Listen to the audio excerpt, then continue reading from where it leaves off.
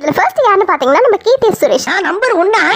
நார்மலாவே இவங்க பயங்கர ஹோம்லி, அவ்வளோ பயங்கரம்னு சொல்ல முடியாது, பட் கொஞ்சம் ஹோம்லியான லுக் தான் அடிக்கடி போஸ்ட் பண்ணுவாங்க. பட் இந்த வாட்டி வேற மாதிரி வரேன் பாருங்க அப்படின்ற மாதிரி ஒரு போஸ்ட் பண்ணியிருக்காங்க.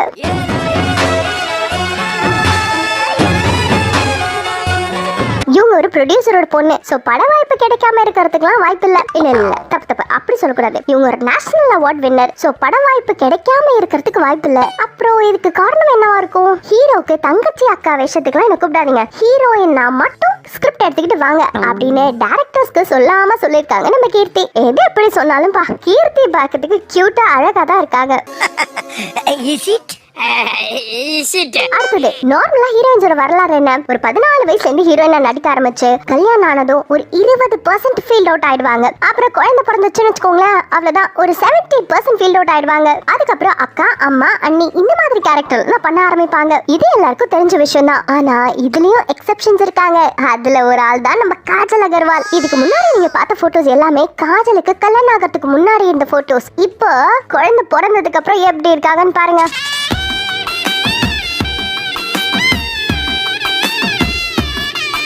என்ன தெகச்சு போய் பாக்குறீங்க? இப்ப அதை விட வேற லெவல்ல இருக்காங்கல்ல.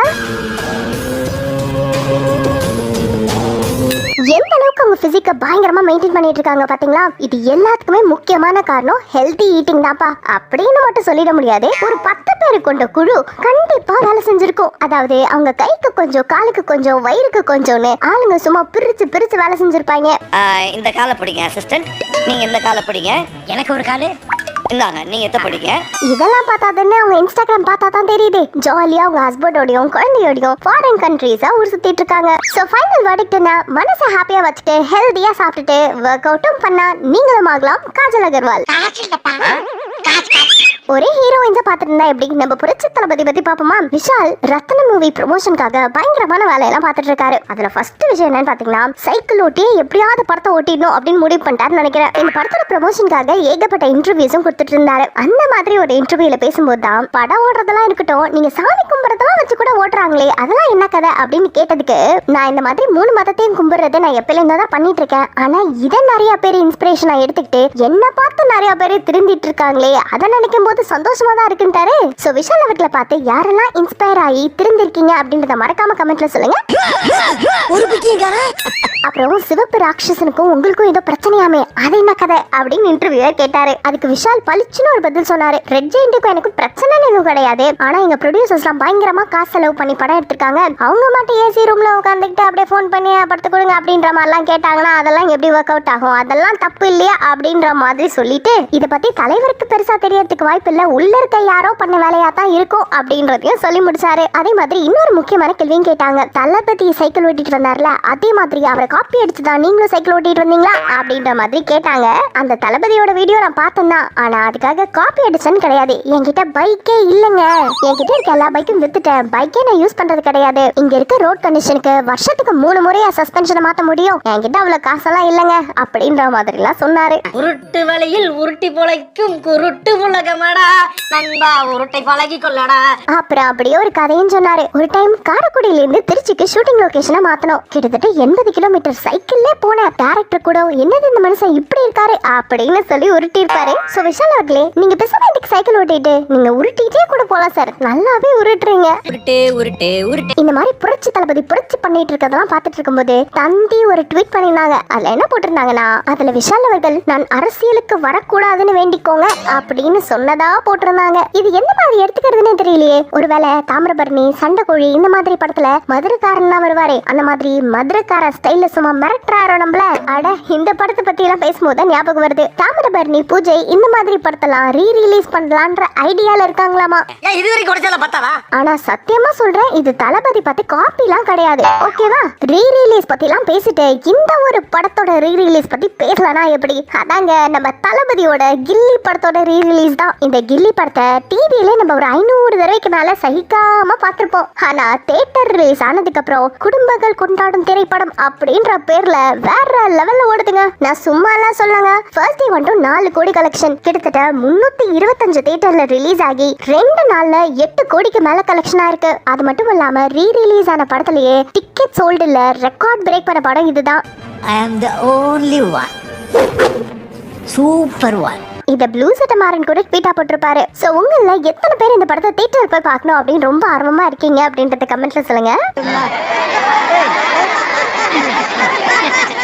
என்ன பத்திலாம் நீங்க கேட்கவே வேணாம். நான் ஆல்ரெடி 2 டைம் பார்த்துட்டு வந்துட்டேன். உண்மையாலுமே அந்த தியேட்டர்ல அந்த வைப் வேற லெவலுங்க. இது தெரியுமா உங்களுக்கு? நம்ம தளபதியோட ரீலீஸ் படம் வேற லெவல்ல ஓடி இருக்குன்னு உங்களுக்கு தெரியும். ஆனா தலையோட ஏகேவோட படமும் அதாவது மே 1ஆம் தேதி மங்காத்தா ரிலீஸ் ஆக போதா. நார்மலா இவங்க படங்கள் மோதி தரமான சம்பவங்கள் பண்ணதெல்லாம் பத்தாதுன்னு ரீலீஸ்ல கூட பாக்ஸ் ஆபீஸை யாரை அடிச்சு உடைக்க போறாங்கன்றத பொறுத்திருந்து பார்க்கலாம்.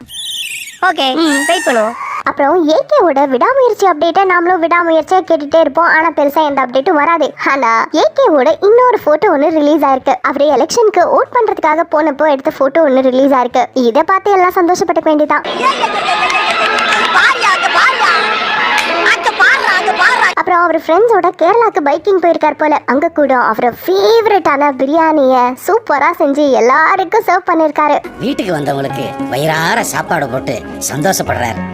சாந்தமான மனுஷன். நம்ம ஏகே ஒரு ரைடர், ஆக்டர் அதெல்லாம் தாண்டி அவர் ஒரு சூப்பரான பிரியாணி ஷெஃப் அப்படின்றத கண்டிப்பா நம்மளால மறுக்கவே முடியாது. ஏன்னா நிறைய பேர் அந்த பிரியாணி எப்படி இருக்கும் அப்படின்றத சொல்லியிருக்காங்க. ஆனா அண்ணனுடைய கை பக்குவோம் தூக்கத்துல இருந்து கூட கையை நக்குவோம்.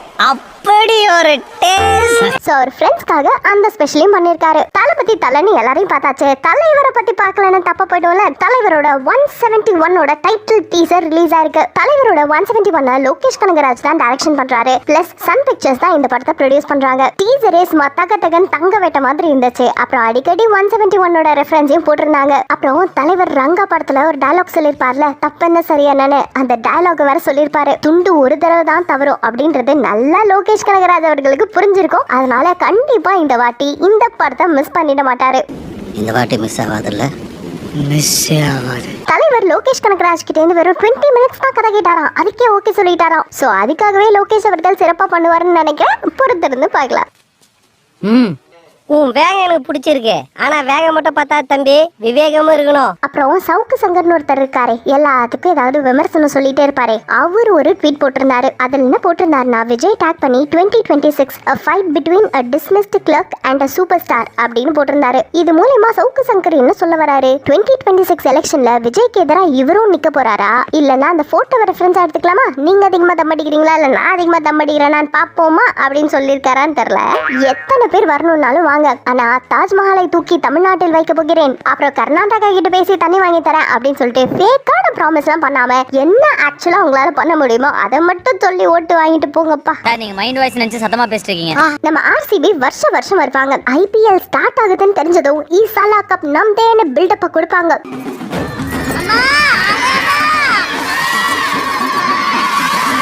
எண்டிங்ல இந்த சாலா கப் நம்தே இல்ல அப்படின்னு போயிருவாங்க.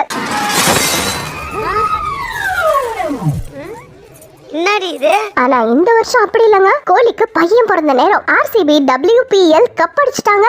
நெக்ஸ்ட் IPL தான் ஈசாலா கப் நம்தே அப்படின்னு வேற மாடுலேஷன்ல தூக்கிட்டு வந்தாங்க.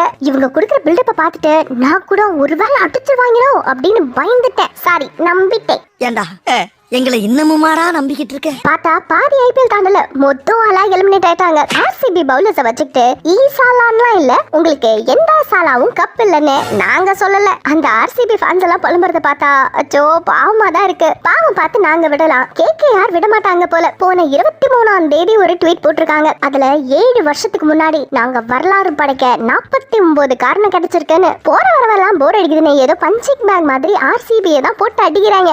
நீ அடி வாங்குறதுனால பார்க்க முடியாதா? இப்போ உனக்கு போலவா ஓடிடலாம். நான் ஒருத்தர் அடிச்ச பாக்கல. நீ அடிச்சாலும் எப்படிடா அடிக்க வேண்டிய ஆள அவன். ரெண்டு ரெட் கலர்ல இருக்கிறதுனால கன்ஃபியூஸ் ஆயிடுறாங்க போல. சரி, சைடு பங்காளி ஆர்சிபி தான் இப்படின்னா நம்ம மெயின் பங்காளி மும்பையும் எலிமினேட் ஆகுற மாதிரி தெரியுது. அட் அ டைம்ல 2 எதிரியும் ஒளிஞ்சாண்டான்னு CSK ஃபயர் விட்டுட்டு இருந்தோம். நடுவுல இந்த லக்னோக்காரன் லக்னோல வச்சு CSK செஞ்சு விட்டு மூட் அவுட் ஆக்கி விட்டான். இதே மெட்ரோ ஏரியால செஞ்சதுன்னா முறுக்கு நகைய முறுக்கு மாதிரி நொறுக்கு ஒடிச்சு வந்துருச்சுங்க. அதுக்கு என்ன இப்போ திரும்ப அவங்க சென்னைக்கு வருவாங்கல்ல, இங்க வச்சு செஞ்சிருவோன்னு நம்ம ஒரு நினைப்புல இருந்தா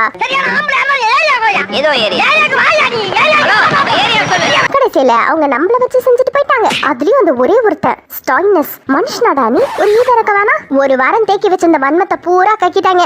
அப்படி ஒரு